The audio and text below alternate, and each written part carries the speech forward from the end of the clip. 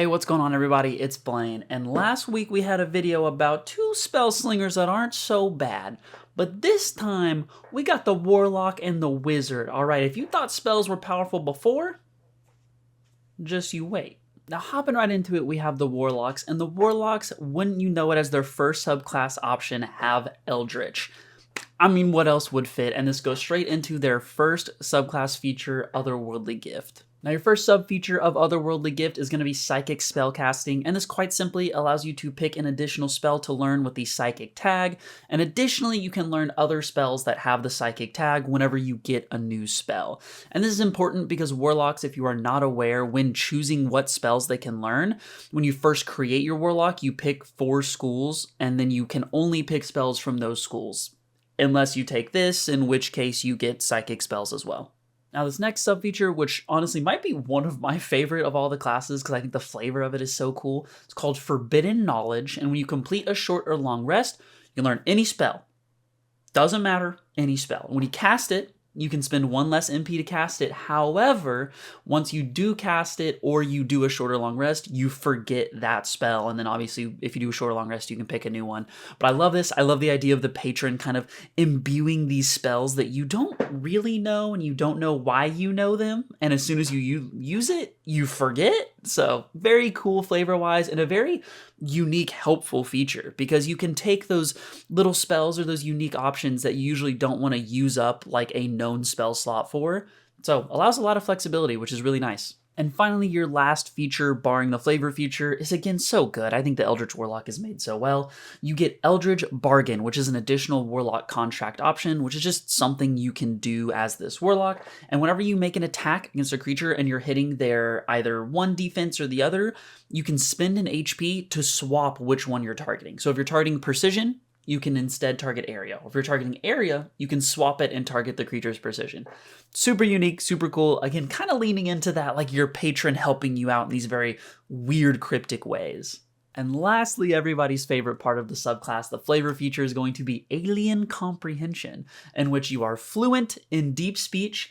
And then my favorite kind of additional side of this is not only do you get deep speech, you understand the writings and ramblings of lunatics. So fun. This is so good for DMs because you can throw in some crazy rambling man saying some absolute nonsense words. And then you can look at your Warlock and be like, so you actually understood that as a warning that y'all need to get out. Like, you know, you can just add in some really fun flavor stuff with that. Maybe the Eldritch horror thing ain't exactly for you. Well, don't worry, all right? We got you covered. You can lean into the Fae subclass of the Warlock, adding in some more fun, trickstery, dreamy options. Now, starting off when you actually pick the Fae's Warlock subclass, whenever you do this, you're going to then choose either Charmed or Intimidated, and that's going to become your Fae effect, or rather written here, your Fae aspect condition. And this is important because leading into your first feature that you actually get from this is going to be Can't Trick a Trickster, in which whichever one you choose, you're going to have advantage on any save relating to that condition. And then the second feature you're going to get from this Fae subclass is honestly, in my opinion, one of the strongest reactions you can do in the game, and that is Fae Step, where for 1 action point, whenever you are hit by an attack, you can then teleport up to 3 spaces away and become invisible until the start of your next turn. So again, extremely powerful. When you are hit, you then teleport 3 spaces away, however you want to do that, and then you're invisible until the start of your next turn. So super powerful, especially with Warlocks. They want to be pretty conservative with their health, so this lets you play super safe. Now you can only use this feature once per long rest, except whenever you roll initiative, you get a new use of it. So inherently, it's like once per combat, but they don't want to write it that way because you can technically use it out of combat. It's just if you do, you can only use it once. And then your final non-flavor feature is going to be Beguiling Bargain, and this is pretty straightforward. It's your other Warlock contract option, just how Eldritch has one, Fae does as well. And this one, whenever you attack or cast a spell on a creature, you can spend a health point, and in doing so, you make them make a charisma save, and if they fail it, they are then under the condition of whatever you chose for your Fae aspect condition. Again, it's important to choose that, and obviously we don't have more stuff, but I assume as the subclass builds out, more things will interact with that condition. And then finally, for another fantastic flavor feature for the Warlocks, you have Dreamwalker for your Fey Warlocks. And this one's pretty sweet. Whenever you are dreaming, you are lucid. You can control your dreams, quote unquote, at least control yourself inside of them. And then if you are in contact with somebody that is sleeping, you can go for a check. And if you do, you can witness their dream. You can't really interact with it, but you can see it. And you can also choose to have the creature know if you can see it or not. And if you fail, then you can't use this feature on that creature again until they wake up. So you can't just infinitely do the check until you get it. If you fail, you only get that one chance. Now, as far as your Paragon options go, they are pretty straightforward, and we're going to start off easy with Expanded Boon, where, hey, when you know it, you just get to gain an additional packed boon, which is really cool. It is extremely, extremely powerful, but it's just getting to do an additional one, whereas normally Warlocks just do the one.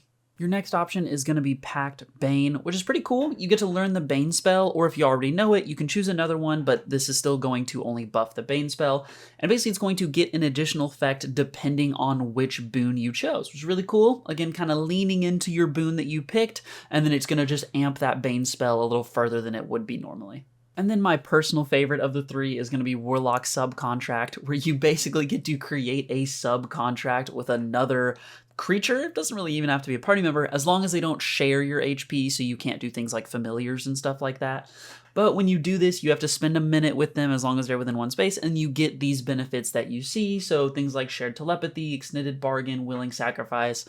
Pretty cool, very unique thing that you get to do, and I just love the idea of your patron has provided you the option to make your own contracts with people. I just think it's very fun. And moving away from Warlock, we have the almighty magic boy, the standard, your Wizard, all right? And Wizard has some really, really fun options, starting off with Portal Mage. Now, to give an explanation as to how these portals work, because it will help you understand the features, whenever you use your Arcane Sigil feature, which is a feature that all wizards have, where you basically just create a little Arcane Sigil below you that makes you empowered, you then can spend an additional MP to create a little intangible portal up to 10 spaces away.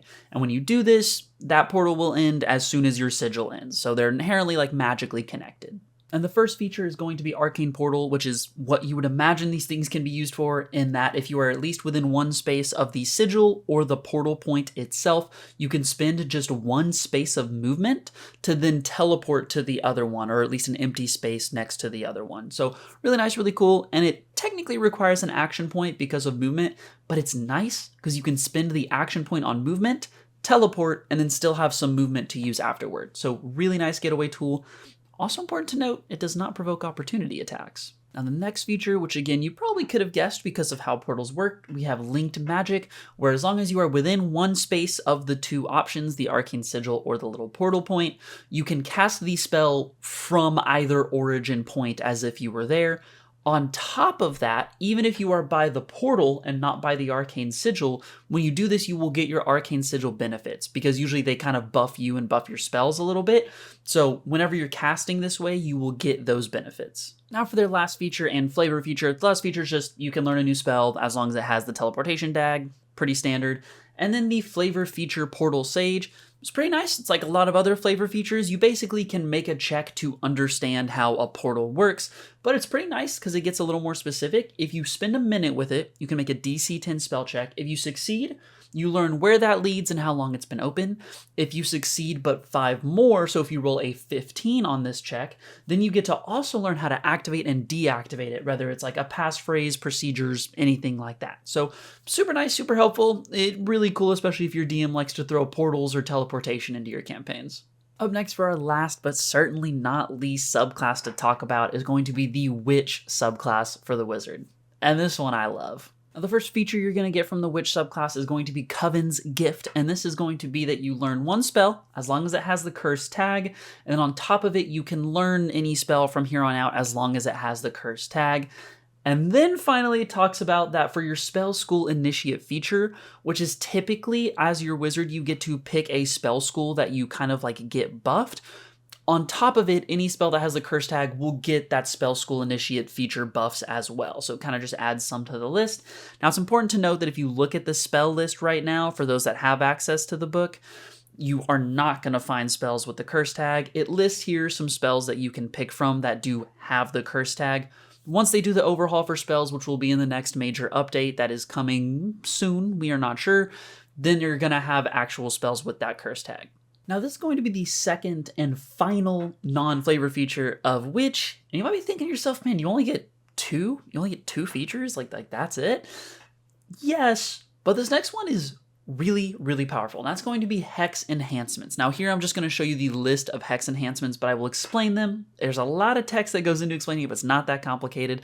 At the end of the day, if you target a creature with a spell or target creatures, you can pick one of them and they're going to make a repeated charisma save against one of these effects. And as you can see, your options are going to be the target becomes charmed, or the target takes 1 true damage and you regain an HP, or the target can't speak and its size will slowly continue decreasing as they continue to fail these saves. These are extremely powerful effects. Like, I cannot stress enough how if you get Vermin Hex to go for like 3 turns and all of a sudden you're fighting a tiny creature, your Barbarian's gonna have a heyday. Or if you go 3 turns, something like the Reaping Life Hex is disgusting because that's 3 damage to them and you healed 3 HP. In DC20, that's a big deal. So these are extremely powerful effects, and it's also important to note that if you use a spell that usually doesn't have a spell check for you, you do have to make a spell check. So it ensures that there's a couple of layers to get these to activate, but if you activate them, they're super good. And you'll notice they have an MP cost. It is important to note that this MP cost does not go towards your max MP for enhancing spells. So even at level 1, if your max MP you can spend is 1 to enhance, technically you'd be level 3. But besides the point, whatever your max MP is, right, you can go 1 above it in order to use these hex enhancements. Now finally, your flavor feature for the Witch subclass is going to be Curse Expert, and this flavor feature, just like a lot of them, lets you be a little more knowledgeable about curses. If you spend a minute focusing, then you can detect within 20 spaces a cursed creature or cursed object, or just kind of a curse in general. And then if you are within contact for a cursed thing within 10 minutes, then you learn the inherent nature of that curse. Important to note, not how to remove the curse, but just the nature of it, which can obviously give you hints on how to remove it. But I just want to warn you players, okay, don't let the DM fool you. Don't touch a cursed object because you want to know the nature of it, okay? These DMs are out to get you and don't let them. And finally, coming into the Wizard Paragon options, you're going to have 1, Expanded Spell School. This one's pretty straightforward. We already talked about the kind of Spell School Initiate feature. This one allows you to pick an additional spell school, learn some additional spells from it, and you get an additional use per chosen spell school. We love that. And the second option, which honestly I think is my favorite option of all of them, is the Crowned Sigil, in which whenever you create your Arcane Sigil, you can actually bind it to yourself. And while bound, it follows you around. Super cool. I absolutely love that. So you get your bonuses all the time, no matter where you're at. On top of this, it gives you +2 bonus to your area defense. I mean, good, awesome, amazing, we love it. And you can only be bound to 1 Arcane Sigil at a time, important to note. And on top of that, you can spend an AP to unbind it, placing it on the ground within 1 space of wherever you're at. So kind of cool, kind of fun. And lastly, and certainly not leastly, we got Overly Prepared Spell, and this is whenever you do a prepared spell, whenever you're preparing your spells, wizard features, right? We love that. You can change it whenever you complete a short rest, whereas usually it's a long rest. You have Dazed Resistance while sustaining your prepared spell. Very cool. And then you can declare a spell duel using your prepared spell, and you gain advantage on your spell check. Very cool. And on top of this, you can use your signature school on your prepared spell, even if it's not from the chosen school. So kind of neat. It gives you more flexibility with that chosen school that you have. If there's a prepared spell that's just going to be really good for whatever the moment is, you can get those buffs on that one rather than being forced to use it for whatever. And there you have it. Those are your subclasses for Wizard and Witch. If you are not aware, I actually have a playlist on the channel going over every single subclass, and they are all done now for all of the classes. So feel free to check that out and get an idea. And hey, while you're at it, if you want the book yourself, hit the link in the description. It'll bring you to the DC20 page where you can buy the PDF. It also supports music creators, so I always appreciate it, and I will see y'all on the next one. Peace out.